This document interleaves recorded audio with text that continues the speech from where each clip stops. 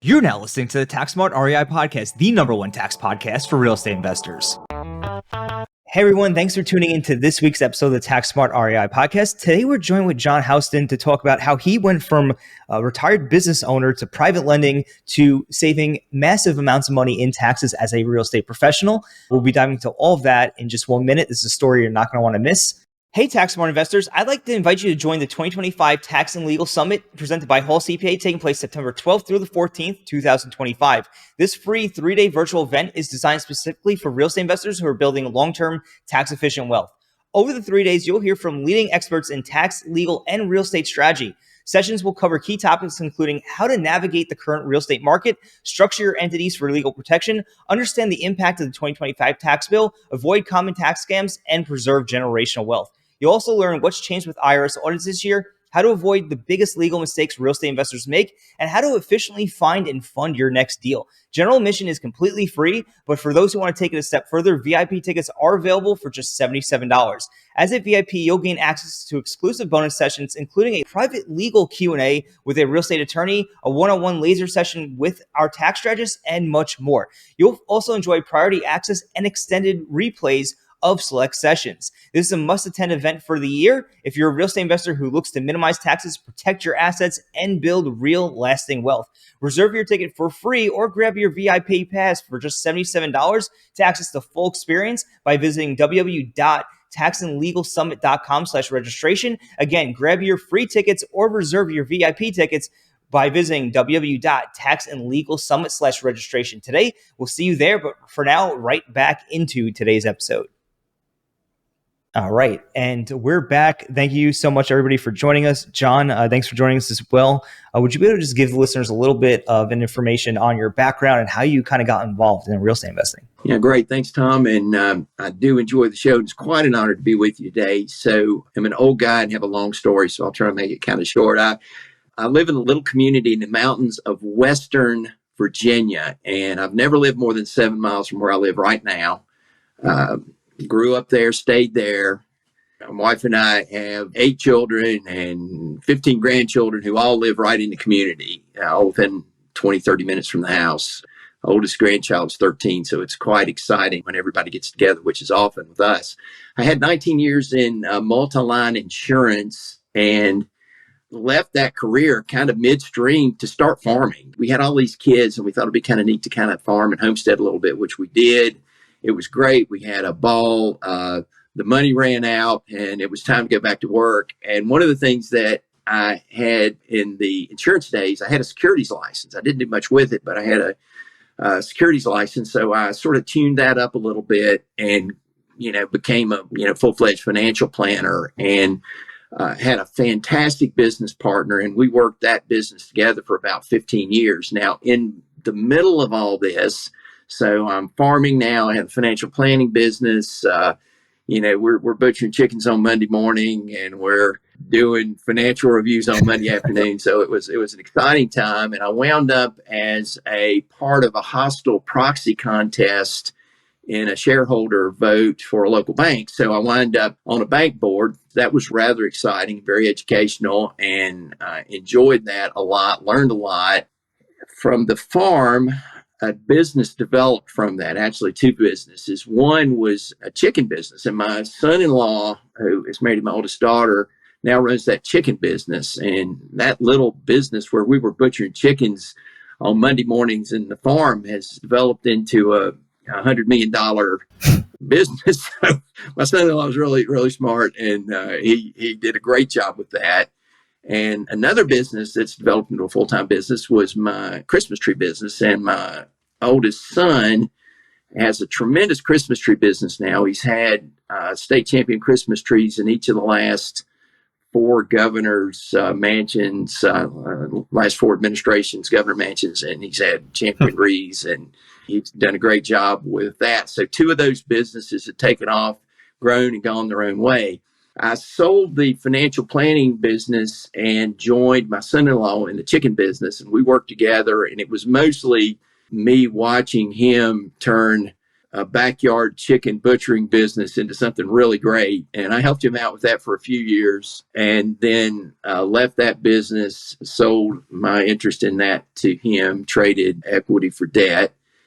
And so I'm sort of unemployed in my mid 50s. I've sold a couple of businesses. I sold one Sunday farm, sold one Sunday chicken business, and had a couple or 3 years when I really didn't do much. I played golf and just kind of enjoyed myself, and started realizing I needed to do something. And so from the sale of the financial business, I started having an interest in making hard money loans. And I knew from my time in the banking business that was a niche that was not well served by banks.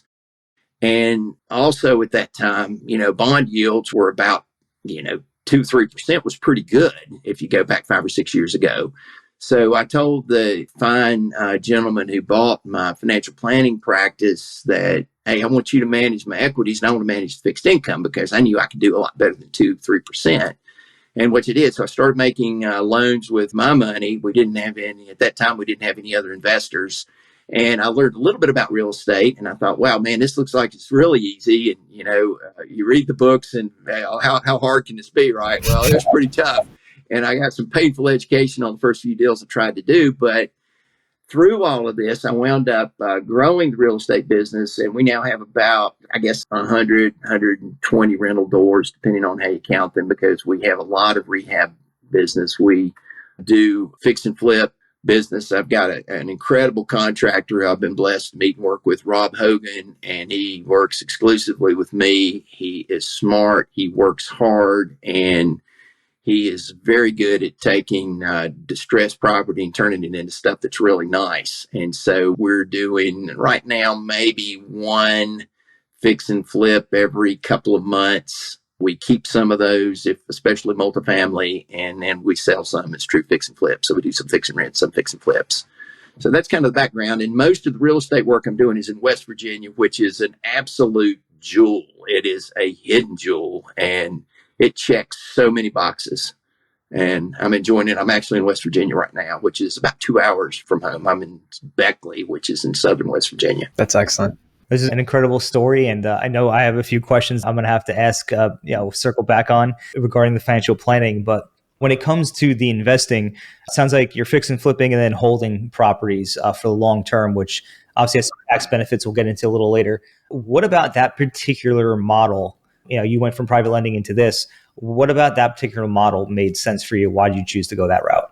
Well, the first thing is where Ryan comes into the story, being able to take advantage of the very complicated landscape around accelerated depreciation, real estate professional status. And those are things I needed a lot of help on. And Ryan was very, very patient with me. And I'm glad you were here today to be with us, Ryan, because you have been a good help. And it's nice to publicly thank you and Hall CPA for all you all have done for me, because it has saved me an enormous amount of tax dollars.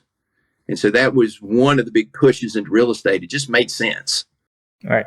Was it just the tax savings, or was it also like the potential returns? Well, it was obviously both. The tax savings were the attraction, because I felt like I could get the returns in several places, but I couldn't get the tax savings anywhere else that I could find. So yes, it was returns. And then, of course, we discovered a little honeypot here in southern West Virginia. This place is great. And just to give you an idea, on multifamily, we pass on anything that we can't get a 12 cap on. So we're looking at really good opportunities. We show up at auctions sometimes, and there have been a couple of times we've been the only person there.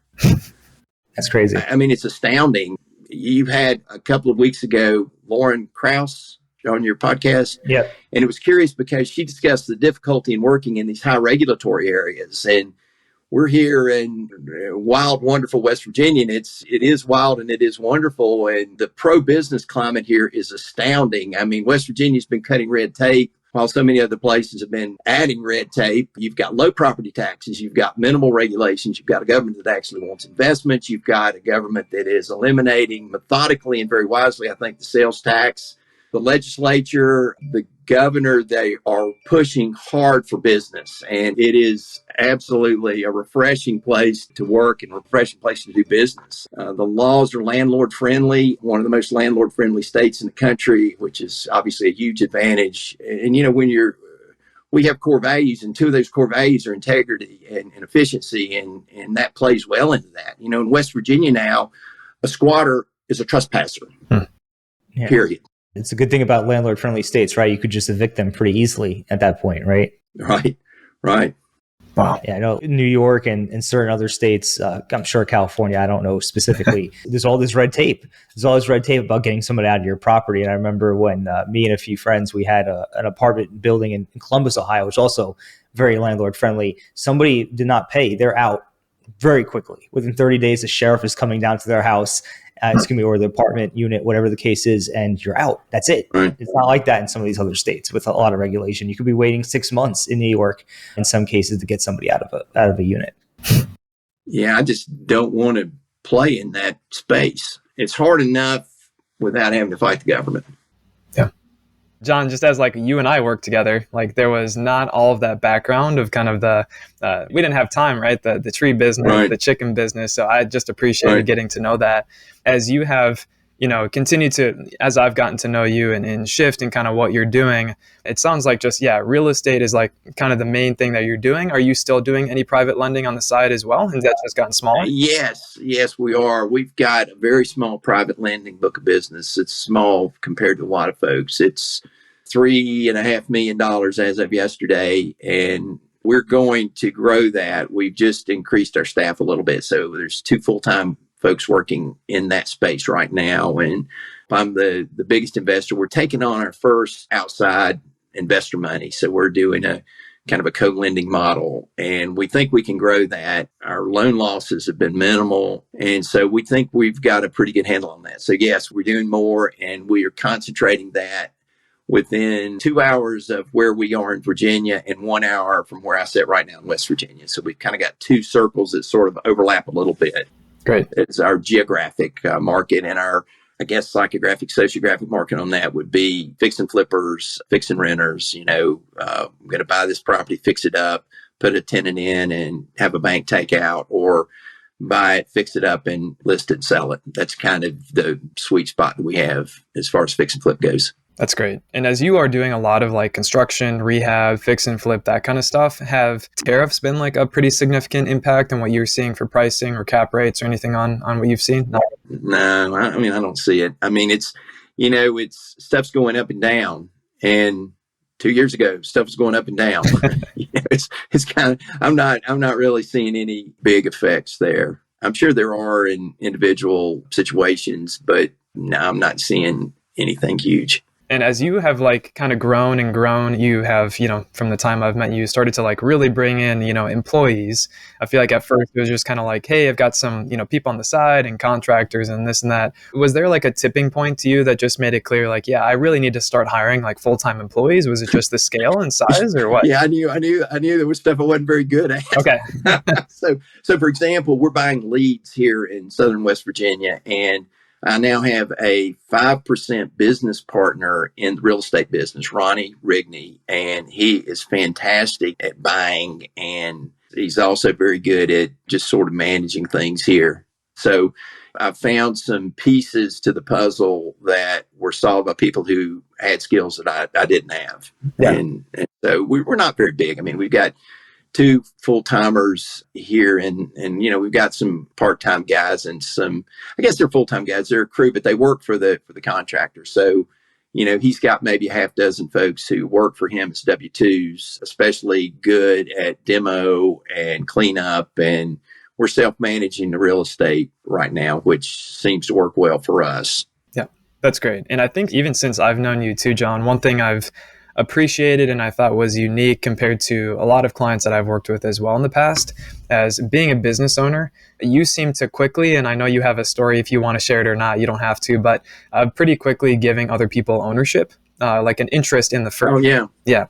Yeah. So it was kind of interesting, and I think it's worth explaining. And I'm an old guy, I'm 62, and about 10 years ago, I was writing out goals for the year, and I would write out goals in different areas. I'd have spiritual goals, family goals, business goals, financial goals, health goals. And so inside that process, I set a goal that I thought would be kind of neat. I said, I would like to be an instrumental part in 10 people becoming a millionaire.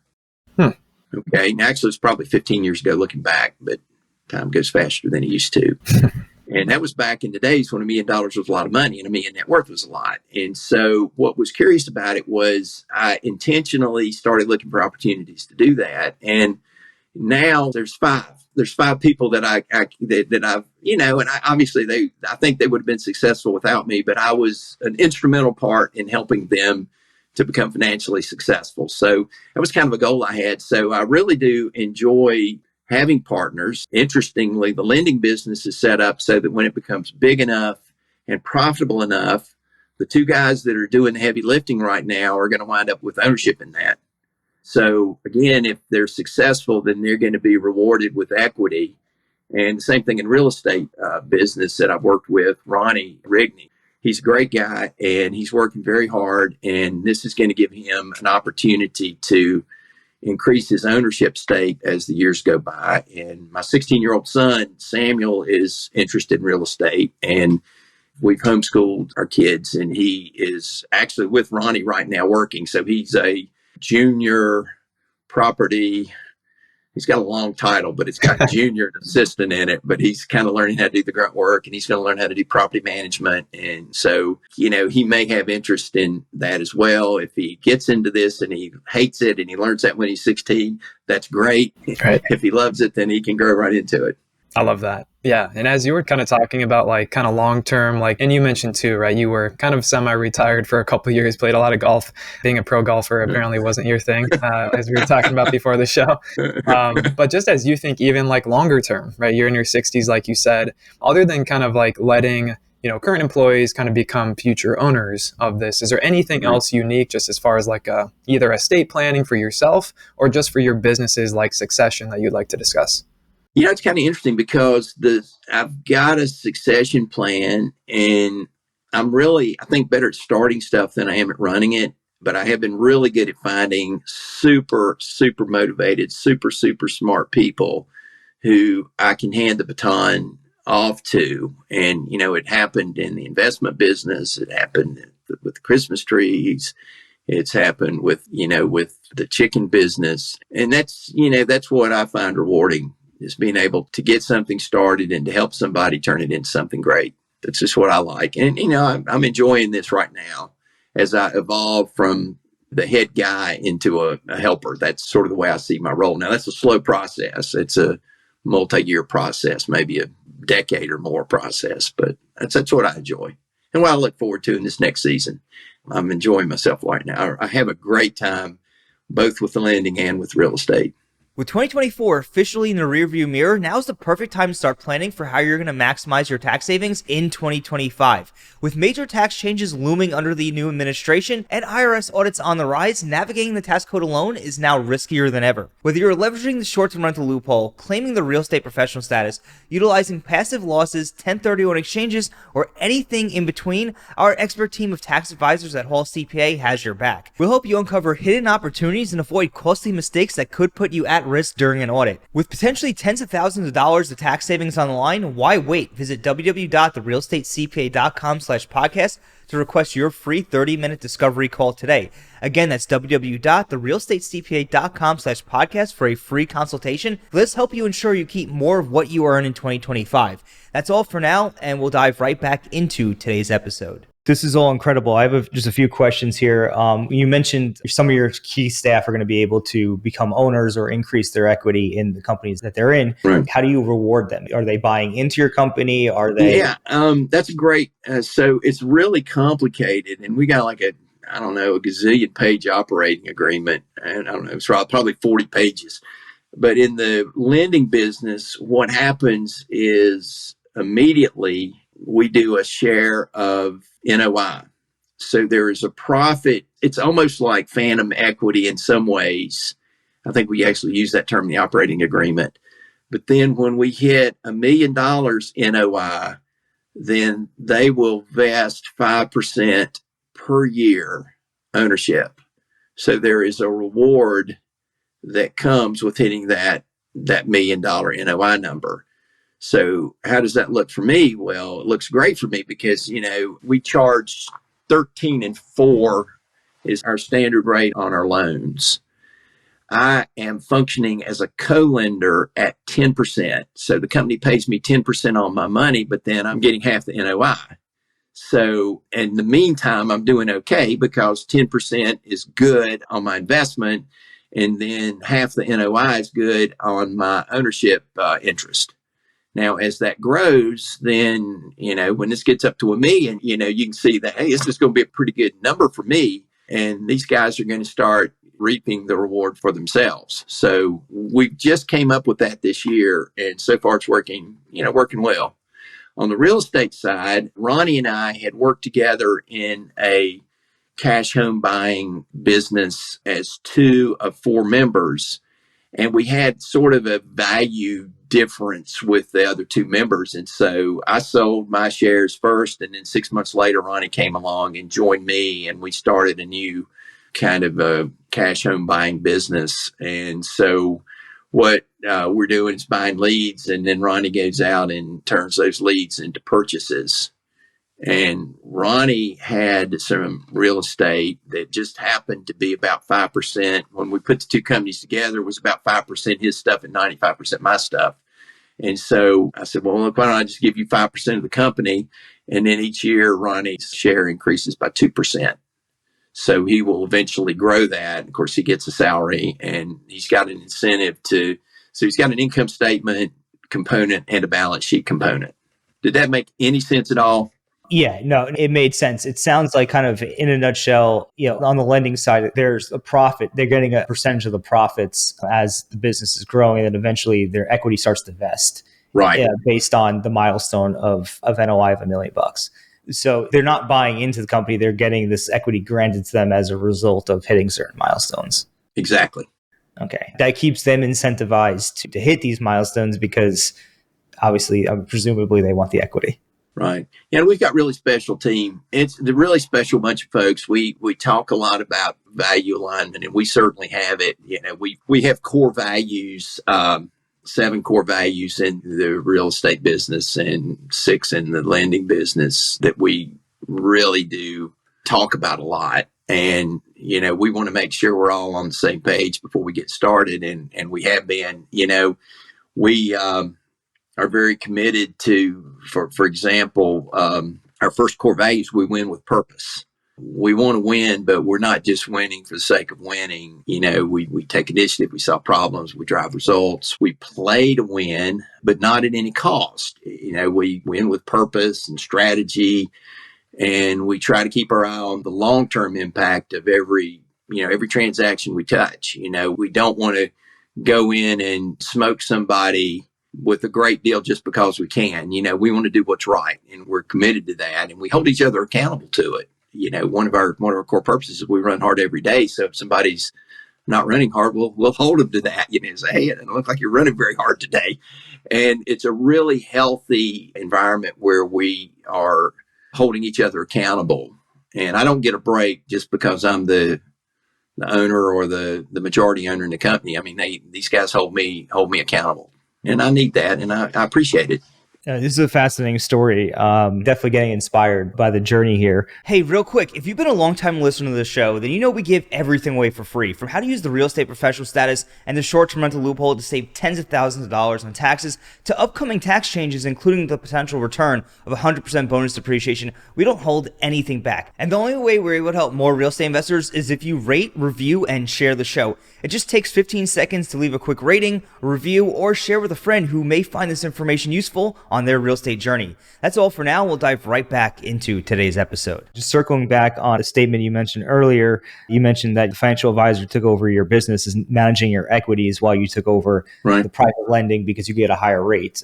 I've always kind of thought it the same way with bonds so low. Why would you, why not supplement that with private lending?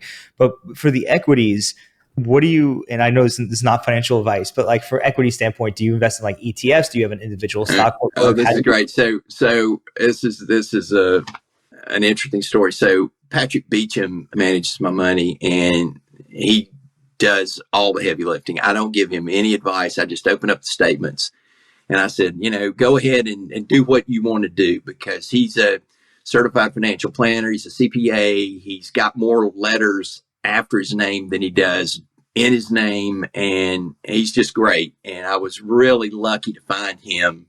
He's taken great care of my clients and my former business partner, Gary Stone's clients. He's just top notch. And I said, I'm not much of an individual stock guy. I said, but this is your deal. You do what you want to. So what does he do? He goes out right away and he buys 2 stocks. One of them was Apple and the other one was a company I didn't know anything about. And I thought it was like a video game company or something. It was called Nvidia. Oh my God. And I'm thinking, and I said, okay, I didn't really want you to do this, but I did tell you that you go do what you want to do. And so Patrick has done a tremendous job, and I get great high marks for just letting him go be Patrick, because he's done a fantastic job. And, he and I have, I sold him the business, but we've maintained a great friendship, and he took a good business and he's turned it into a great business. And I'm so happy for what he's done, for me, but for my clients, because these are people I really loved and cared about. Some of these people I had known since I was a little baby. And so it was important to me that, I find somebody who would take good care of him, and he's done that.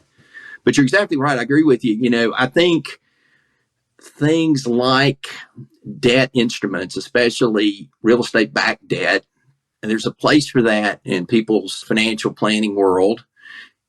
It's not an area that typical broker-dealer type planners have a lot of access to. And then real estate is great too. The problem that folks get, they get into real estate oftentimes thinking it's a passive investment. And, from maybe a tax standpoint, you could argue that. But let me tell you something, there is nothing passive about that telephone call at 11 at night. And, I think a lot of real estate investors don't realize this. Well, I read this book and this seems like something I can do. Well, it's not easy. It is very, very rewarding, but it is not easy. Yeah, but I like real estate and I like mortgages because they give you another nice little uncorrelated diversification inside your fixed income portfolio. Yeah, that makes a lot of sense. It's definitely not an easy thing to do. I know a lot of people do. Like we speak to, sometimes they're like, yeah, this is going to be hands off. We're going to hand it off to a property manager and things are going to be all good. But I think we all know it's a little bit more intensive than that. Going back to the stock portfolio real quick, I'm sorry to bring this back up. I'm just really curious from just an investment standpoint. Do you think in general that investing like in individual stocks versus I know it's probably paid off for you with bets like Apple and Nvidia, but in general, is that a direction people should look at? Or have? I'm still going to say no.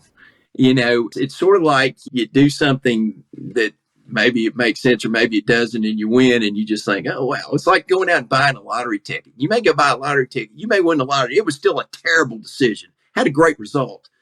And here's the problem that most smaller investors, and I'm going to put almost anybody who's not full-time in the business of looking at this, by the time the Qs and the Ks come out, the price is already adjusted. And you've read this article about this hot stock or this great new issue, you are way, way down the food chain on this for most people. And I think most people are better off just staying in ETFs and mutual funds. It just makes more sense, I think, for most people. I read something years ago, and I may not have the numbers exactly right, but it went something like this. The average equity return over this period of time was somewhere in the 8s, say 8.5%. The average equity investor's return was somewhere in the high 5s.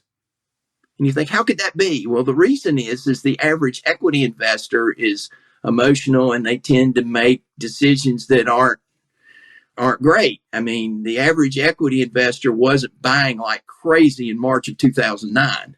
Right. And that's when everything was the lowest and they should have been buying, right? That's exactly when they should have been buying. And so I think if you're managing it yourself, my first advice would be don't do it. But if you're going to do it anyway, my advice would be stick with the indexes and set it and forget it. Because, there are a lot of people who waste a lot of time trying to figure this stuff out and figure out what you do well and do more of that. For example, if you're a real estate investor, don't spend 6 hours a week messing with the stock market. Spend that 6 hours learning more about real estate. That would be my advice. Yeah, no, that's solid advice. Because I know me personally, I always get stuck in this conundrum of like, looking and reanalyze again, and what stage of the market cycle are we in? Like, how should we position this? When reality is like, it's just a huge waste of time. And it's probably just with ETFs. Yeah, I mean that's just my take on it, and I guess everybody has an opinion, but I have done a lot better by saying, Patrick, you manage these equities, and I'm going to leave you alone. You know what my risk tolerance is. You know what my financial goals are. Have at it, and that's what he's done, and he's done quite well. Now, if I hadn't given him that admonition about don't buy individual stocks, I might have a big pile of money right now, a bigger pile of money, because, I should have just not had that little caveat, don't buy individual stocks. I mean, we being all of us, I think, are generally very poor at managing our own money, because we have an element of emotion that creates a certain dissonance between what we think and what is. It's easier to manage somebody else's money than it is to manage your own. Because you could be more objective with the other person's money, right? Now, I know, Gary and I were business partners, and when we made financial decisions, I think every time I would run my thoughts by him and he would run his thoughts by me for our own money. I mean, we weren't even managing our own money, really. We were calling out to each other for help. That makes a lot of sense. Makes a lot of sense. I'm going to switch gears to one other maybe more unique question that we haven't really discussed a lot on this episode, and then we can probably get close to wrapping up with our conversations with you here, John. But one other thing I was just curious about, with all of this artificial intelligence stuff, I kind of mentioned tariffs just because I'm curious about that with you doing kind of the physical kind of product stuff. But with artificial intelligence, are you seeing that? Or like Ronnie, who you've got doing a lot of deals, is he using a lot of that? We're using it, but we're not using it to the degree that we should. I put together a business plan this weekend on a property we're buying, a distressed property, and AI took 8 hours of work and turned it into 30 minutes of work and did it better than I could have in 8 hours. Now, we're doing some of that, but as far as the analytics, we're not. And I need to learn more about that, because I think there's a place for using those analytics. I just haven't made it there yet. I really would like to take a little time off and just learn. I have some family members that are using it a lot. My 16-year-old son, Samuel, put together his own job description, and he used AI to do it. It was pretty good. I tried to make it better, and I didn't really improve it any. So it was kind of interesting. Chat GPT and Grok were better than I was, for sure. Yeah, I'm just always curious with so much, especially with someone like Ronnie's job, if he's like looking for leads, looking for deals right now, something that is so data driven and something that, AI can take huge pools of data and just kind of absorb and kind of figure out like, oh, this is an anomaly, or, this is a good deal, or something like that. Instead of a human trying to assess that, and we get tired and we need to go to the bathroom and drink coffee and whatever, right? We get sick. If you can just always have kind of a tool, basically a helper, a supplement to Ronnie doing that, it just seems like you said, turning 8 hours into 30 minutes. And now you can get, more deals you evaluate in a day. And just over the course of the year, you can evaluate a lot more. So it's just fascinating. Yeah. I need to, hopefully when we talk again, I'm going to know a little bit more about AI, because I want to use it for more than creating a better email. Right. I did something kind of funny on AI. So I put information in about my wife, and I sent her this beautiful, beautiful Mother's Day letter from me. And she read it and she nearly teared up, and she said, "I love that computer." That's great. It was a lot of fun. We've had some fun with it. And that was probably not the business use question you were asking. No, that's the best thing I've done with it so far. There's a lot of tools coming out there to help underwrite deals. I had an email recently from an AI tool that helps underwrite multifamily properties. And it's going to be really interesting to see, what AI can do when it has access to all the data and just be able to quickly underwrite properties and give you different scenarios so quickly and so objectively, right? And I seen this one other presentation that I was on, and they had their scenarios, like the likely outcome scenarios, like it's like a box, a matrix. And that used to take them however many hours to put together. And they had AI do it like that. And it was like, boom, there's the position. And then I saw this other tool too. And it's going a quick side note on this. It was basically an Excel tool that they built that can do DCF calculations like for like investment banking and like, analyzing like private equity deals in by itself. So you literally put in a prompt and it will go pull the data and it will do the DCF calculation for you. Like that's phenomenal. So just a lot of advancements in technology right now that's going on. Yeah. It's going to be fun to see how all this plays out. It really is. And then, John, you got the upside in Nvidia on all of this because they're going to need to pumping out those graphics cards to be able to do all these calculations. Yeah. You guys should come to Southern West Virginia and visit me sometime. Yeah, that would be fun. It's one of the prettiest places on the face of the earth. And can you take more kids? I know you said you have 8 kids, so can you take a couple more? I used to joke with people. People would say, "You've got 8 kids," and I'd say, "Yeah, so far." And I kind of got to the point where people really don't believe that. But one of the things that no kidding in all of this, we're going to have fun, and it's not fun every day, and not every hour of the fun days is fun, but. Anything, it's a stage of life. Anything I do is going to be fun. And if it's not fun and we can't make it fun, we'll go quit and do something else. Sounds like a core value is having fun. Is that on your 6 or 7? Curiously, it's not. And I think it is so deeply ingrained in what we do that it doesn't even have to be on our little chart of core values. It kind of goes without being said. That's great. So, John, thank you so much for joining us today on this episode. It's been a phenomenal conversation and very inspiring. We'll have to have you back in a few years, John, see how everything unfolds from here. But so far, it's been, like I said before, been a truly inspiring story. And I'm going to have to listen to this one back to see what nuggets I can take away from it myself. It's been fun and an honor to be with you. And thanks so much, Ryan, especially you have helped me so much. And Hall CPA and Ryan, I can't say thank you enough, but